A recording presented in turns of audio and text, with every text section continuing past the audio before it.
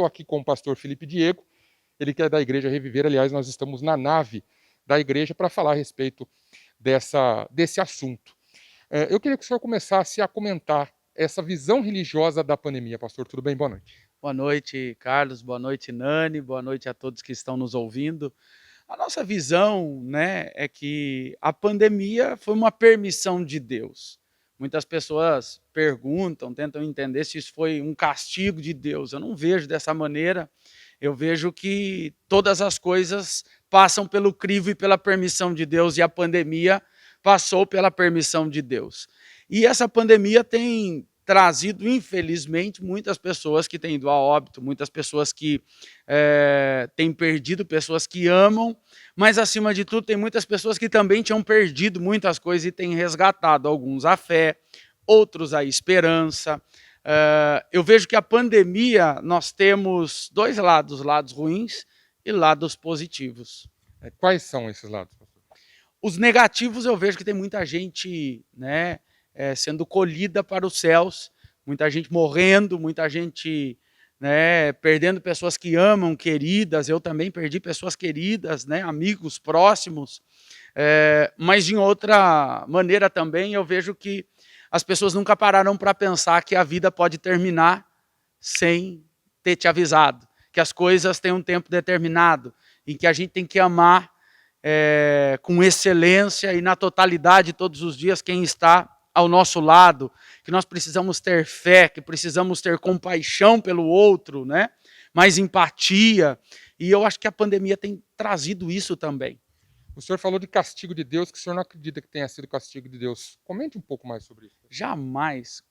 Imagine o tamanho de Deus, que criou tudo e todos. Se ele pesar a mão na terra, não sobra nada. Não é que alguns vão morrer numa pandemia, não, acaba com tudo. Não consigo acreditar, porque Deus é Pai, Ele nos ama, Ele nos fez, e eu não consigo acreditar que Ele nos castigaria dessa maneira, mas Ele permitiria que algumas coisas acontecessem com a sua vontade, com o seu plano, e tem algumas respostas que a gente só vai ter quando chegar lá no céu e perguntar para ele. Eu acho que uma das coisas mais difíceis do mundo é vivenciar o luto.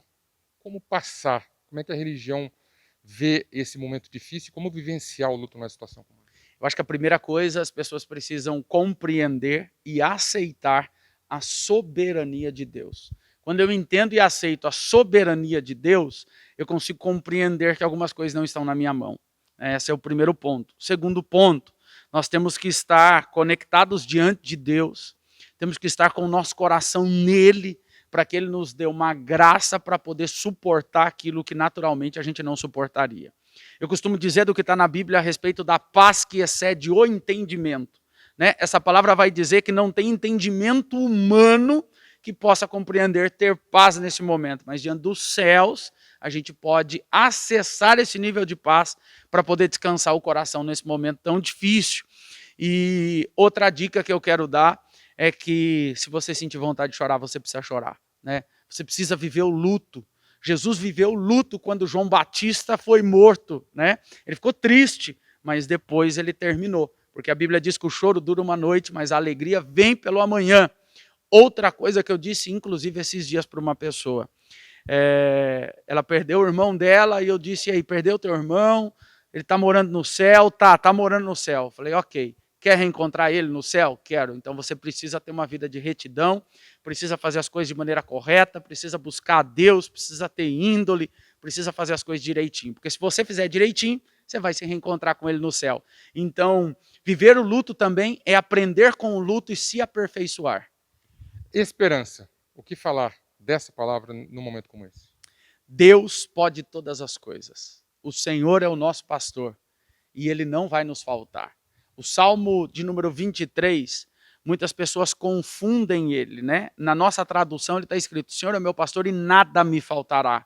Mas quando você vai no hebraico, você descobre o verdadeiro sentido disso, que foi na onde foi escrito. Está escrito assim, o Senhor é o meu pastor e o meu pastor nunca vai me faltar.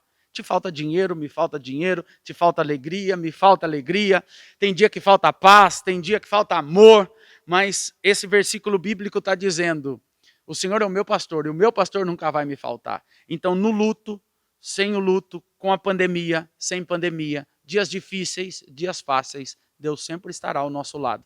Essa é a minha esperança.